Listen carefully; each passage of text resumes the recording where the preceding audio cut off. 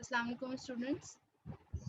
सो आज का जो सेशन है वो हमने इसलिए रखा है ताकि हम जो आपका अपकमिंग क्विज है 30 जून को, उसके बारे में थोड़ा सा कंटेंट को डिस्कस कर लें। वैसे तो मैंने आपको ये इसके जो लेक्चर्स थे वो शेयर कर दिए थे, बट सिंस के टॉपिक्स मैंने आपको नहीं पढ़ाए हुए, ये टॉपिक्स आपने डॉक्टर कुरतुल से पढ़े हैं, तो अगर आपको किसी किस्म की कोई कन्फ्यूजन है तो आप आज के सेशन में डिस्कस कर सकते हैं। सेकेंडली, इस चीज़ को लेके कंफ्यूज ना हो, आपको जो भी चीज़ें डॉक्टर कुरतुल ने पढ़ाई हैं मैं आपके क्विज उसी में से बनाऊंगी। ऑब्वियसली कंटेंट सेम है तो क्विज मैंने भी वही चीज़ें पढ़ाई हैं, उन्होंने भी वही चीज़ें पढ़ाई हैं, बट पढ़ाने का स्टाइल डिफरेंट होता है। सो उसको कवर करने के लिए जो आप लोगों ने मुझे PDF शेयर किए थे, क्विज उसी में से होगा। ठीक है। अच्छा, अब अगर आप लोगों के कोई क्वेश्चंस हैं तो आप वन बाय वन पहले मुझसे पूछ सकते हैं, उसके बाद मैं आपको एक क्विक ओवरव्यू दे दूंगी कंटेंट्स का, जो कि क्विज में पूछूंगी मैं आपसे। Yes, any questions?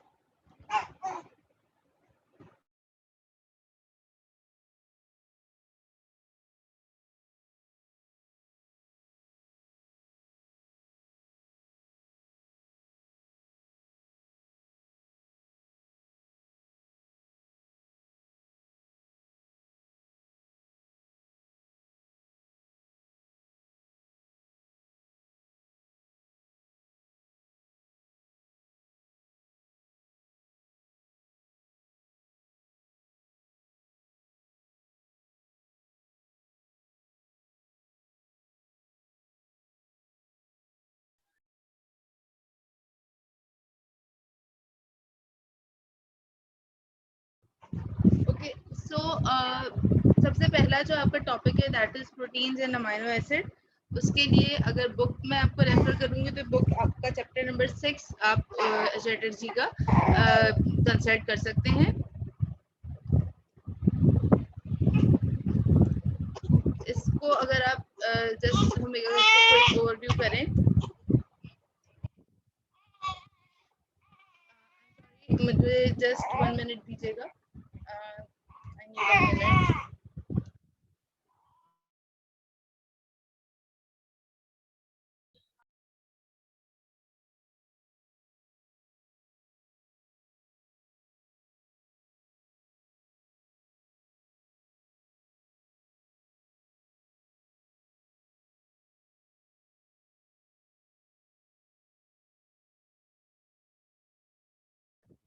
यस, तो जो चैप्टर 6 है आपका चैटर्जी का, उसको अगर आप रिव्यू करें तो आपके पास जो सबसे पहली चीज इसमें है वो है अमीनो एसिड्स के structures.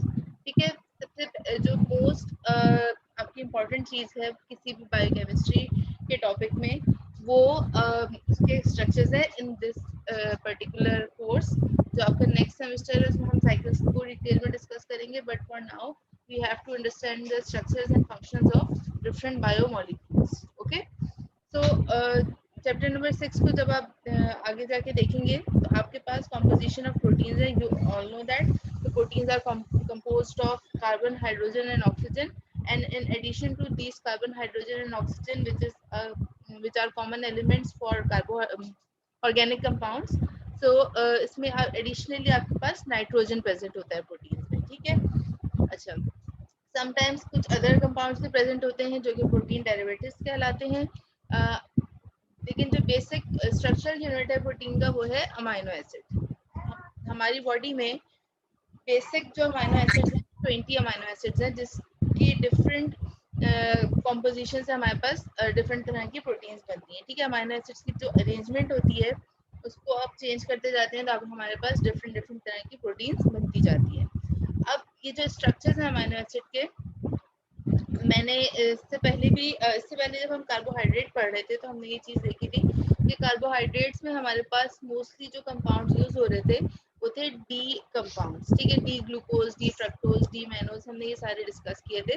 But in case of amino acids हमारे पास जो मोस्टली हमारी बॉडी में अमाइनो एसिड्स प्रेजेंट होते हैं, these are mostly L type of amino acid.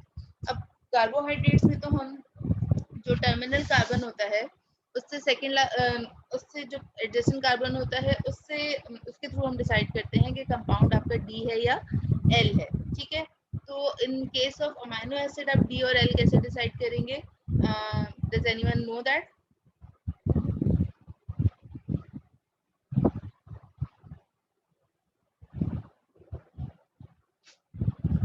Any idea कि अमाइनो एसिड में हमें डी और एल कैसे पता चलता है?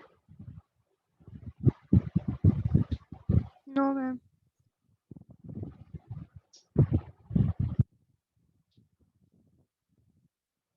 ऑलराइट,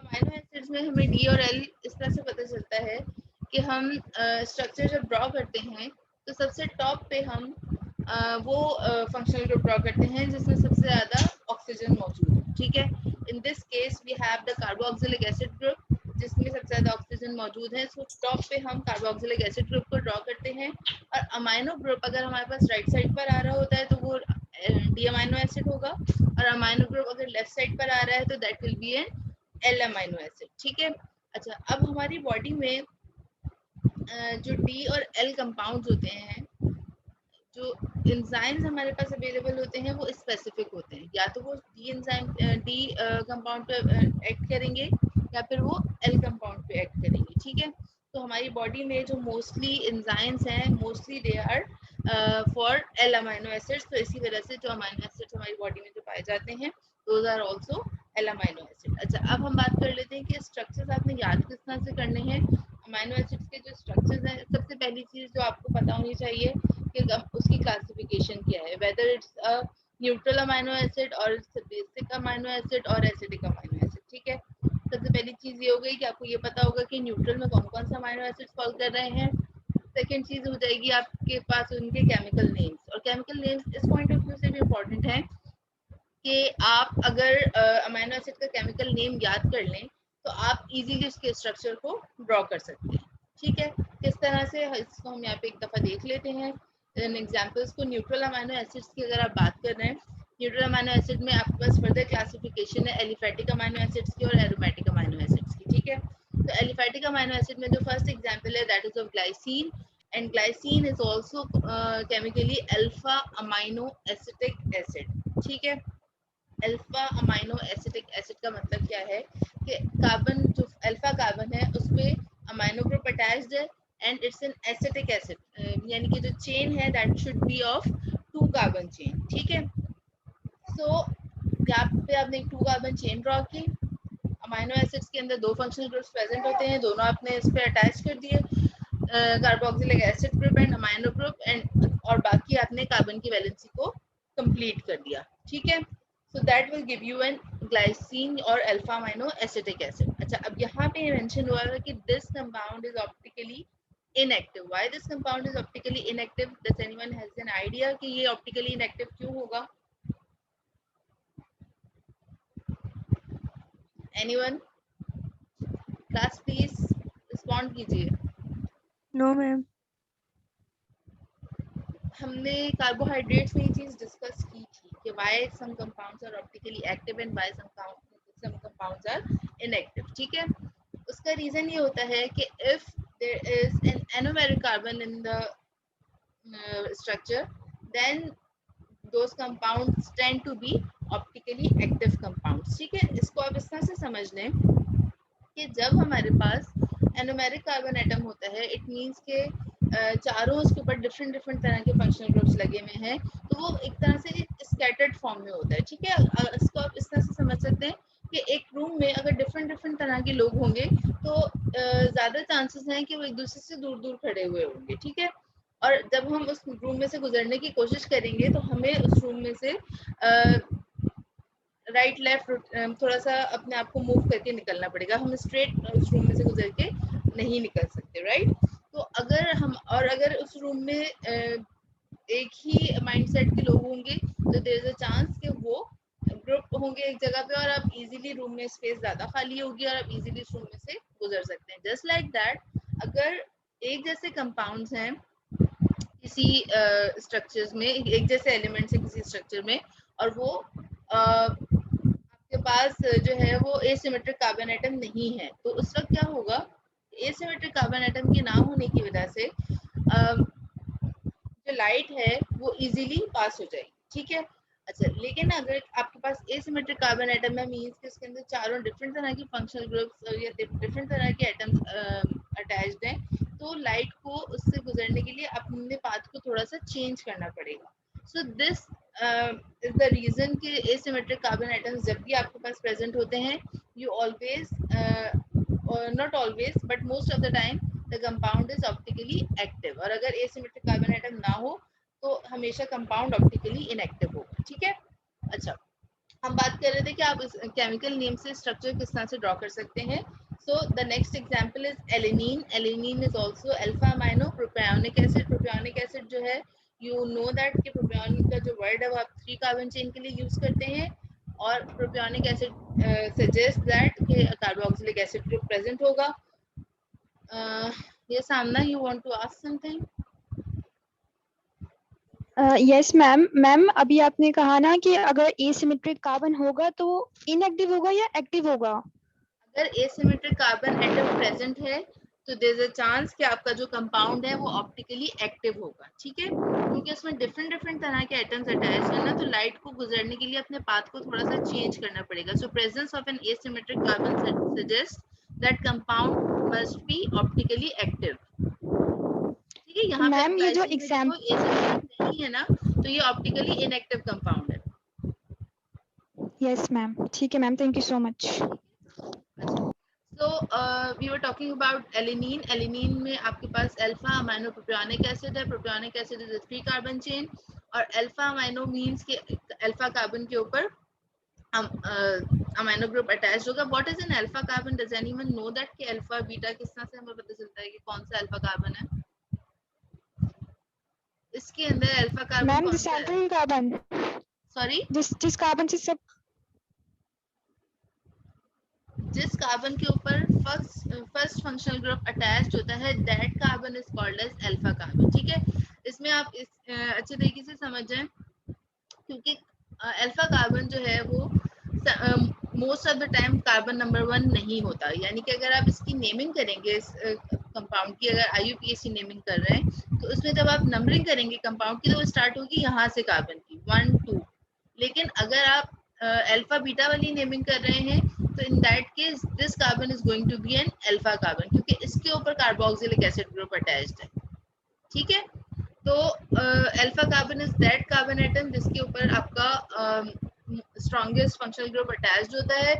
तो यहाँ पे आपके पास अल्फा कार्बन के ऊपर अमीनो एसिड भी अटैच है और कार्बोक्सिलिक एसिड ग्रुप भी अटैच है, ठीक है। अच्छा, next we have valine. Valine is alpha amino isovaleric acid. Isovaleric acid, valeric is the word that we use for 5 carbon atom chain. और यहाँ पे आपके पास अच्छा, आइसोवेलेरिक मींस कि ब्रांच चेन होगी और एक उसके अंदर ब्रांच प्रेजेंट होगी, और amino group again alpha carbon पे ही अटैच्ड होगा, ठीक है। Next you have alpha amino isocaproic acid. Caproic is the word that you use for a 6 carbon chain, और 6 कार्बन चेन के लिए आपके पास इसको आप आइसोहेक्सेनोइक एसिड भी कहते हैं, ठीक है। 1 2 3 4 5 6 कार्बन चेन है, दैट सजेस्ट कि ये हेक्सेनोइक एसिड है, ठीक है। अच्छा, यहाँ पे आप अच्छा इसको देखें, आइसोल्यूसिन को, आइसोल्यूसिन है आपके पास alpha amino beta methyl valeric acid. Valeric acid means कि आपके पास 5 कार्बन की चेन होगी, ठीक है, और उसके अलावा आपके पास अल्फा कार्बन के ऊपर अमाइनो एसिड ग्रुप अटैच्ड होगा और बीटा कार्बन के ऊपर मिथाइल ग्रुप अटैच्ड होगा, ठीक है। तो ये जो चेन बनेगी 1 2 3 4 5 वैलेरिक एसिड बन गया आपके पास यहाँ पे, और this methyl group is added as an extra thing. ठीक है, तो ये बीटा आपका जो कार्बन एटम है उसके ऊपर आपने इसको आप स्ट्रेट भी ड्रॉ कर सकते हैं, इसमें उन्होंने इस तरह से इसको थोड़ा सा एंगल पे ड्रॉ किया हुआ है, इसको आप स्ट्रेट भी ड्रॉ कर सकते हैं। और CH3 CH2 CH और CH पे आपके पास चेन एक ब्रांच अटैच होगी मिथाइल ग्रुप की, और यहाँ पे आपके पास नेम के अंदर दोनों फंक्शनल ग्रुप्स की पोजीशन मेंशन्ड है। ठीक है, सो ये चीज समझ में आ रही है कि किस तरह से आप स्ट्रक्चर को यूज करके अपना अमाइनो एसिड का सॉरी उसकी नेम को यूज करके अमाइनो एसिड का स्ट्रक्चर याद रख सकते हैं। ठीक है, इसी तरह से ऑनवर्ड्स सारे अमाइनो एसिड्स हैं। सो अमाइनो एसिड के स्ट्रक्चर के अलावा अगर जो मैंने हैंड आउट एक अटैच किया था उसको अगर हम देख लें एक नज़र, तो आपके पास क्या क्या चीज़ें इसके अंदर आपकी कवर होनी चाहिए। Proteins and their biomedical importance, bioproteins are important for the body. या अगेन इसमें रेफरेंस मैंने मेंशन किया है कि चैप्टर 6 जो है चैटर्जी का बायोकेमिस्ट्री की बुक में आपसे शेयर कर चुकी हूँ, आप उसको फॉलो कर सकते हैं या आप डॉक्टर पूर्वती लैंड के लेक्चर्स को फॉलो कर सकते हैं, जो भी आपको आसान लगे। ठीक है, configuration of amino acids, amino acid की आइसोमेरिज्म मैंने अभी आपको ब्रीफली एक्सप्लेन भी कर दी कि डी और एल आइसोमेरिज्म होती है अमाइनो एसिड्स के अंदर, और उसके अलावा उनकी ऑप्टिकल रोटेशन भी होती है। ठीक है, classification and structure of amino acid, ये भी क्लासिफिकेशन में आपको ये बताना चाहिए कि उसकी केमिकल नेचर क्या है, न्यूट्रल है, एसिडिक है, एलिफैटिक है, एरोमेटिक है, इस तरह की नेचर है, और स्ट्रक्चर आपको उसका ड्रॉ करना आना चाहिए। एमसीक्यूज में स्ट्रक्चर नहीं होगा, लेकिन जब आप एग्जाम देंगे तो उसमें ये चीज हो सकती है। ठीक है, अच्छा, amphoteric nature of amino acid, isoelectric pH और ज़ोल्टाराइन, ये सब चीजें भी आई बिलीव कि आपको डॉक्टर पुरतलाइन ने एक्सप्लेन की हुई है कि amphoteric nature of amino acid क्या होती है। बेसिकली कि अमाइनो एसिड्स के अंदर हमारे पास दो तरह के फंक्शनल ग्रुप्स प्रेजेंट है। ठीक है, अभी हमने यहाँ पे देखा था कि अमाइनो एसिड्स के अंदर कार्बोक्सिलिक एसिड ग्रुप भी प्रेजेंट है which is an acidic group, और उसके अंदर अमाइन भी प्रेजेंट है which is a basic group. जब एक ही कंपाउंड के अंदर एसिडिक और बेसिक दोनों फंक्शनल ग्रुप्स प्रेजेंट होते हैं तो वो दोनों तरह से एक्ट करता है। This is called the amphoteric nature of amino acids के वो प्रोटॉन डोनेट भी कर सकता है, वो प्रोटॉन एक्सेप्ट भी कर सकता है। Due to this nature amino acids are capable of forming zwitterions. Zwitterions क्या होते हैं कि उसके अंदर पॉजिटिव चार्जेस भी होते हैं और नेगेटिव चार्जेस भी होते हैं, और उनका लेकिन वो एज अ टोटल वो इलेक्ट्रिकली न्यूट्रल होते हैं। ठीक है, अच्छा, और वो पीएच जिसके ऊपर अमाइनो एसिड्स इलेक्ट्रिकली न्यूट्रल होते हैं, that pH is called as isoelectric pH. ठीक है, अच्छा, केमिकल प्रॉपर्टीज क्या होंगी अमाइनो एसिड्स की, वो भी आपके पास मैंने उसमें आपको लेक्चर्स में भी एक्सप्लेन की भी है, एंड आई बिलीव के डॉक्टर गोरसलैन ने भी आपको पढ़ाया होगा कि chemical properties of amino acids क्या क्या होती हैं।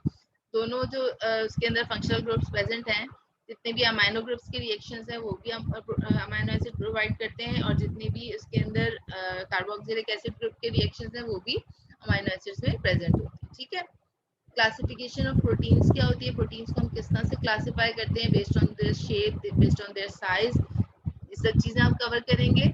और difference between glycosidic and peptide linkage, ये अब आप इसको कर सकते हैं क्योंकि अब आप कार्बोहाइड्रेट्स भी पढ़ चुके हैं और आप प्रोटीन को भी कवर कर चुके हैं। So you should know the basic difference between glycosidic linkage and peptide linkage. ठीक है, कैरेक्टरिस्टिक्स ऑफ पेप्टाइड बॉन्ड आपके पास बुक में भी मेंशन है और लेक्चर में भी शेयर किए हुए हैं। ठीक है, ये एक ब्रीफ इसमें चीजें इंक्लूड होंगी। अच्छा, केमिकल प्रॉपर्टीज का ये इसमें मैंने एक टेबल भी दिया हुआ है, अगर आप चाहें तो आप क्विक रिव्यू के लिए इस टेबल को भी याद कर सकते हैं।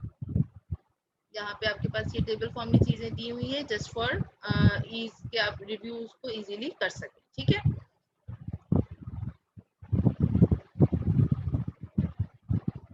तो इसके अलावा आपके पास एंजाइम का हैंड आउट है, उसमें से आपने पढ़ना है।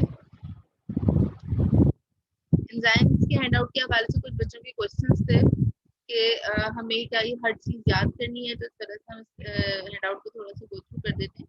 अच्छा, डेफिनेशन जो है जो इस तरह की डेफिनेशन है कि जैसे फॉर एग्जांपल यहाँ एंजाइम की डेफिनेशन है कि दीज आर बायोकैटलिस्ट, और उनकी नेचर क्या होती है कि कोलाइडल इन नेचर होते हैं, थर्मोलिवाइल होते हैं, हीट सेंसिटिव होते हैं, प्रोटीन इन नेचर होते हैं, तो ये सब आप अपने ओन वर्ड्स में भी लिख सकते हैं। अनलेस कोई टर्म्स यूज ना हो रही हो, टर्म्स को ऑब्वियसली आप रिप्लेस नहीं कर सकते, but you can structure the sentence according to your own ease, कि आपको जिस तरह से आसान लग रहा है उसको एक्सप्लेन करना बस समझ में आना चाहिए अगले बंदे की, ऐसा ना हो कि वो कुछ अलग ही चाइनीज लिखती हो, ठीक है। सो अमाइनो एसिड्स की आपके पास डेफिनेशन आ गई, इसको आप अपने ओन वर्ड्स में कवर कर सकते हैं। यूजेस ऑफ अमाइनो एसिड्स आ गए, ये आपको इंडिविजुअली आमतौर पे अमाइनो जो sorry uses of enzymes, enzymes हैं, नॉर्मली एंजाइम का जो नाम होता है वो सेल्फ एक्सप्लेनेटरी होता है कि आपको क्या एंजाइम का उसमें यूज है। फॉर एग्जांपल यहाँ पे अगर आप देखें कि यूरिएज एंजाइम आपको खुद ही उसको पढ़ के ही पता चल रहा है कि this enzyme must have something to do with the urea, तो यूरिया के ऊपर वो एक्ट करता है। तो अगर आपको इतना भी इसका आप बता सकें तो इट्स गुड इनफ, ठीक है। अच्छा, protein nature of enzyme, again something you just have to read. अच्छा, कोएंजाइम्स में आपके पास यहाँ पे जो चीजें हैं वो आपको याद करनी पड़ेगी, ठीक है। Again remembering this is little bit easy. For example यहाँ पे आपके पास एक कोएंजाइम है vitamin B12 which is being used for cobamide, ठीक है। vitamin B12, you know that vitamin B12 is actually cyanocobalamin, ठीक है। cyanocobalamin और cobamide दोनों मिलते जुलते वर्ड्स हैं। कोबा का जो वर्ड आप यूज हो रहा है, that can help you to remember कि vitamin B12 is used as a coenzyme for cobamide, ठीक है। इसी तरह से राइबोफ्लेविन में आपके पास FMN है, 11 मोनोन्यूक्लियोटाइड, तो अगेन इसके अंदर कोई ना कोई वर्ड इसके अंदर शेयर हो रहा होता है, ठीक है। क्लासिफिकेशन ऑफ कोएंजाइम्स, कोएंजाइम्स के मैकेनिज्म ऑफ एक्शन क्या होते हैं। कुछ जो है वो कम्प्लीटली ग्रुप्स को ट्रांसफर करते हैं which are not hydrogen groups, और कुछ जो है वो सिर्फ हाइड्रोजन को ही ट्रांसफर करने की कैपेबिलिटी रखते हैं। तो based on this these are classified, ठीक है। अच्छा, यहाँ पे जहाँ पे आपको एंजाइम्स ये याद रखने हैं ना, आपको एंजाइम्स के नाम, फॉर एग्जांपल यहाँ पे मेटालो एंजाइम्स की, तो ये आपको सब याद नहीं रखने, आप जस्ट कोई एक एग्जांपल भी याद कर लें तो that would be good enough, ठीक है।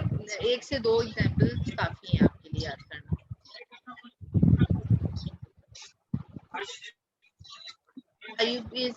IUB नेमिंग किस तरह से होती है एंजाइम्स की, इसको आप रीड कर लीजिएगा। 6 आपकी मेन क्लासेस हैं एंजाइम्स की, जो कि यहाँ पे मेंशन हुई भी हैं, और किस तरह से हम एंजाइम्स को कोडिंग करते हैं उसकी, वो आपको पता होना चाहिए। एंजाइम्स स्पेसिफिक होते हैं, हमने इससे पहले भी इस बारे में बात की है कि हमारी बॉडी में जितने भी एंजाइम्स हैं वो सब या तो किसी डी कंपाउंड पे एक्ट करेंगे या वो एल कंपाउंड पे एक्ट करेंगे। उसके अलावा भी इसकी स्पेसिफिसिटी बहुत सारे तरीकों से मैनेज होती है, तो इसको आप डिटेल में यहाँ से रीड कर सकते हैं, ठीक है।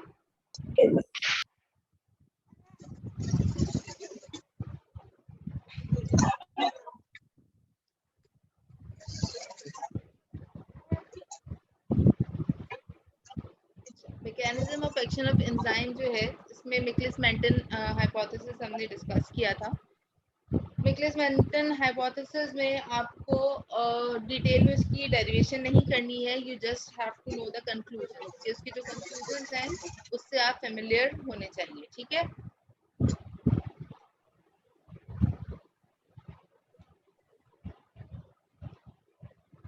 एंजाइम का मोड ऑफ एक्शन क्या होता है कि वो सबस्ट्रेट के साथ बाइंड होके अपना एक्शन प्रोड्यूस करता है, विच कैन बी एक्साइटेशन और इनहिबिशन, ठीक है। तो सबस्ट्रेट से उसकी बाइंडिंग के क्या क्या मोड्स हो सकते हैं, लॉक एंड की मॉडल होता है या इंड्यूस फिट मॉडल होता है, जिसको आप यहाँ से लेक्चर से भी आप रीड कर सकते हैं। बेसिकली मैं जस्ट इन टॉपिक्स को इसलिए ओवरव्यू कर रही हूँ कि आप लोगों को थोड़ा सा आइडिया हो जाए कि कौन कौन सी चीजें हैं जो आपको पता होनी चाहिए इस टॉपिक के अंदर। अगर इसमें से कोई चीज डॉक्टर खुरतलैन ने आपको कवर नहीं करवाई है तो आप उसको लेक्चर में से सुन सकते हैं, और इसमें अगेन आई सजेस्ट कि आप लेक्चर से पहले सुने और उसके बाद अगर आपके कोई क्वेश्चन हो तो उसको पुट अप करें। इसीलिए मैंने आपको पहले से बताया था क्लास में, एंड आई वाज एक्सपेक्टिंग कि कोई क्वेश्चंस आप लोग पूछेंगे, लेकिन आप लोगों के पास कोई क्वेश्चंस नहीं है। सो लेट्स सी कि क्विज में आप लोग कैसा परफॉर्म करते हैं।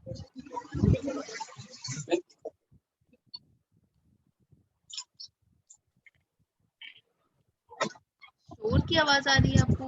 यहाँ से तो बिल्कुल खामोशी है।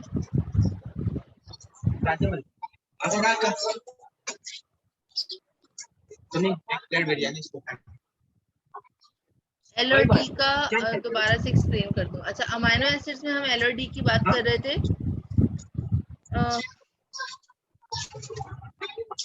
अमाइनो एसिड्स में हम एल और डी इस तरह से डिसाइड करते हैं कि सबसे टॉप पर हम कार्बोक्सिलिक एसिड ग्रुप को प्लेस करेंगे। बाय कार्बोक्सिलिक एसिड ग्रुप को प्लेस करेंगे जो हाईली, होल्ड ऑन, ये किसी और का भी माइक ऑन है आई गेस।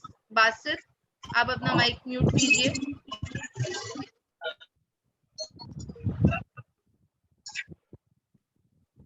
बासित, अपना माइक म्यूट कीजिए।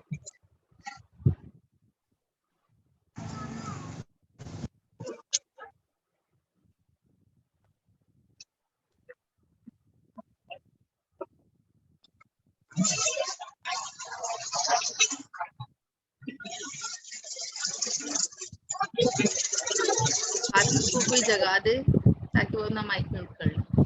एनीवेज, डी और एल अमाइनो एसिड आप इस तरह से डिसाइड करते हैं कि जो आपका हाईली ऑक्सीडाइज्ड फंक्शनल ग्रुप होता है उसको आप टॉप पे प्लेस करते हैं और बाकी कंपाउंड्स को उसके अकॉर्डिंगली अरेंज करते हैं। फॉर एग्जांपल, अगर आप इसको देखें और आप इसको रोटेट कर दें कि हाइड्रोक्सिल ग्रुप जो है वो टॉप पर आ जाएगा, काउंटर क्लॉकवाइज अगर आप इसको रोटेट करें तो अमाइनो ग्रुप आपका लेफ्ट पे फॉल करेगा। So that will make it a L alanine.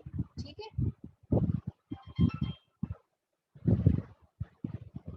इसी तरह से यहाँ पे जितने भी अमाइनो एसिड्स हैं वो सारे के सारे अपवर्ड ड्रॉ हुए हुए, क्योंकि वो अच्छा इसकी एक जो सजेशन है वो हमने इससे पहले भी हम कर चुके हैं कि जितने भी राइट साइड पे फॉलो होने वाले ग्रुप्स थे वो आप डाउनवर्ड ड्रॉ करते थे, और जो लेफ्ट साइड पे फॉलो होते हैं वो आप उनको अपवर्ड ड्रॉ करते हैं। हमने ये 2D से जब 3D में जाते हैं तो हमने ये डिस्कस किया हुआ है। ठीक है, तो यहाँ पे भी आप इसको इस तरह से समझ सकते हैं कि जो अपवर्ड जो ड्रॉ हुए हैं वो एक्चुअली लेफ्ट साइड पे प्रोजेक्ट होते हैं, और जो नीचे ड्रॉ हुए हुए वो एक्चुअली राइट साइड पे प्रोजेक्ट होते हैं। लेफ्ट साइड पे जब प्रोजेक्ट होंगे तो that will make it a L isomer. ठीक है, अच्छा, ये इसके अलावा एंजाइम्स का तो आप हैंडआउट देख लेंगे। एक और इम्पॉर्टेंट चीज, हार्मोन्स के असाइनमेंट के हवाले से कुछ लोगों को क्वेश्चंस हैं। हार्मोन्स के लिए मैंने भी आपको एक पिक्चर भी शेयर की है।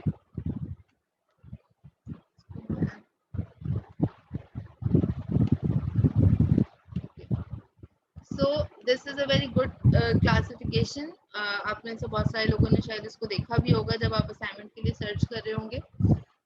इसमें आपके पास तीनों क्लासेस ऑफ हार्मोन्स डिस्कस की हुई हैं। उसके अलावा आपको अलग से इन्होंने फर्दर क्लासिफिकेशन भी बताई हुई है कि स्टेरॉइड हार्मोन्स है तो C18 स्टेरॉइड्स कौन से होते हैं, यानी कि इसमें कार्बन 18 कार्बन की चेन होगी, और स्टेरॉइडल जो स्ट्रक्चर है वो कार्बन नंबर 18 पे अटैच्ड होगा। ठीक है, एक स्टेरॉइडल स्ट्रक्चर एक स्पेसिफिक तरह का स्ट्रक्चर होता है हमारे पास, जो कि चार जब हम अभी वाइटामिन्स पढ़ेंगे तो उसमें आपको और एक्सप्लेन कर दूंगी कि स्टेरॉइडल स्ट्रक्चर्स हम किस तरह के स्ट्रक्चर को कहते हैं। ठीक है, एक 4 रिंग स्ट्रक्चर होता है आपके पास, इसकी अपनी अलग से प्रॉपर्टीज होती हैं। So basically that steroidal structure is attached on the carbon number 18। इसी तरह से C19 स्टेरॉइड्स हैं जिसमें कार्बन नंबर 19 के ऊपर अटैच्ड होगा वो स्टेरॉइडल स्ट्रक्चर, और उसकी क्या क्या एग्जांपल है तो ये आप ये चार्ट के थ्रू इसको इजीली याद रख सकते हैं। ठीक है,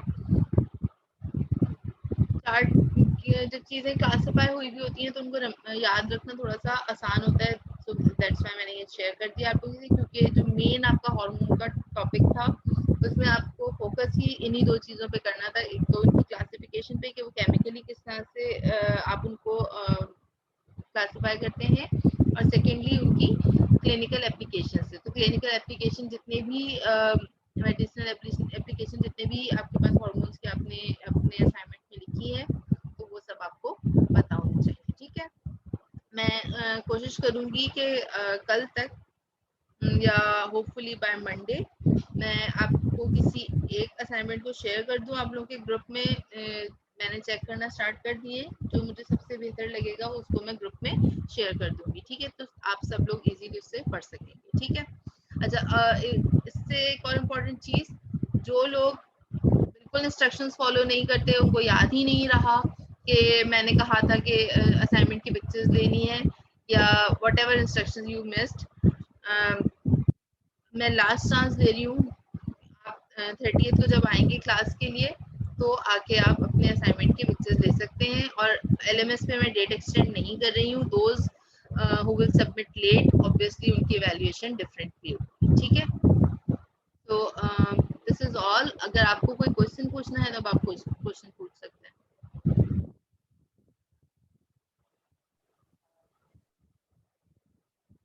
Does anyone has a question?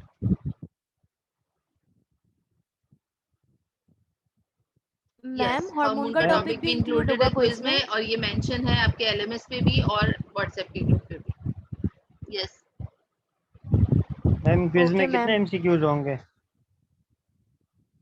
Quiz में इतने एमसीक्यूज होंगे जो आप इजीली 20 मिनट्स में कर सकें। मतलब मैम 10 होंगे या 15 जी? एमसीक्यूज? क्वांटिटी कितनी है मैम एमसीक्यूज की? क्या चीज? सॉरी, मुझे आपका क्वेश्चन समझ में नहीं आया। मैम क्विज क्वांटिटी कितनी है एमसीक्यूज की? आपकी आवाज क्लियर नहीं आ क्विज रही। मैम फोन पे ही होगा ना? मैम क्वांटिटी ऑफ एमसीक्यूज बता दें क्विज में। क्वांटिटी पूछ रहे हैं, नंबर ऑफ एमसीक्यूज वो मैंने भी डिसाइड नहीं किया है, but it should be between 30 to 35। Online ही देना होगा मैम? जी, ऑनलाइन ही देना होगा, एलएमएस पे अटेम्प्ट करना होगा। Make sure that you have internet access for that. अगर आपका इंटरनेट नहीं चलता है तो आप या तो डेटा यूज कर सकते हैं आप, या आप एच वाईफाई के लिए रजिस्टर करके एक दफा चेक कर लीजिएगा कि जिस क्लास में आप बैठे हुए हैं वहाँ पे एच वाईफाई चल भी रहा है या नहीं चल रहा। अगर आप क्विज अटेम्प्ट नहीं कर पाते तो उसकी फिर नेगेटिव मार्किंग होगी, ठीक है? मैम इसके मार्क्स जो एग्जाम्स में ऐड होंगे? यस, आपका जो इवैल्यूएशन होती है उसमें 10 मार्क्स इंटरनल इवैल्यूएशन के होते हैं। तो इंटरनल इवैल्यूएशन में आपकी क्लास पार्टिसिपेशन भी काउंट करती है, और ये जो जितने भी असाइनमेंट्स और क्विज हम लेते हैं वो सब काउंट करते हैं। प्लस ऑब्वियसली जिनके इंटरनल इवैल्यूएशन के मार्क्स अच्छे होते हैं, तो जैसे अगर फॉर एग्जांपल आपका 1 नंबर से ग्रेड अप हो सकता है, तो वो आपके बगैर कहे ही मैं कर देती हूँ ऐसे स्टूडेंट्स का ग्रेड अप, जिनकी पार्टिसिपेशन भी अच्छी होती है और वो क्विज में भी अच्छा परफॉर्म कर रहे हैं, असाइनमेंट में भी। तो अगर उन्होंने एक्चुअल एग्जाम में थोड़ा सा कम अच्छा परफॉर्म किया है तो 1-2 मार्क्स से अगर उनका ग्रेड अच्छा हो सकता है तो वो मैं कर देती ओके मैम, थैंक हूँ। You. Any more ma'am questions? No ma'am. Okay, so that is all for today.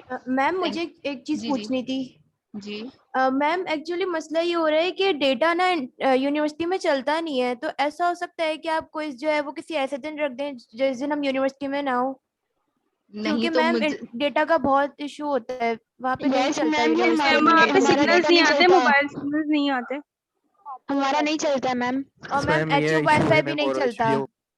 और मैम बेसिकली हमें बात ये है कि क्विज, अगर तो मैं आपका क्विज जो है वो यूनिवर्सिटी में ना लूं तो उससे ये नुकसान होता है कि क्विज में बहुत ज्यादा चीटिंग होती है, जिसका ऑब्वियसली कोई फायदा नहीं रहता फिर उसको इसको लेने का।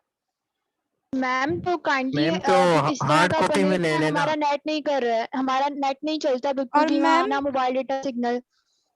मैम हार्ड कॉपी कर लें तो फिर ये वाला ठीक क्या है, कर फिर लें? हार्ड कॉपी इसको कर लेते हैं।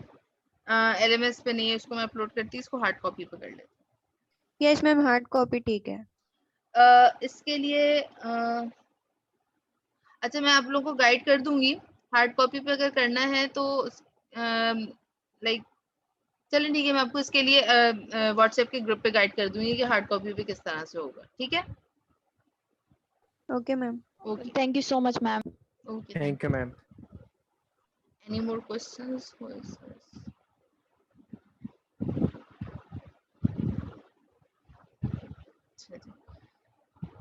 Okay, so this is all for today. Thank you, class. Allah Hafiz.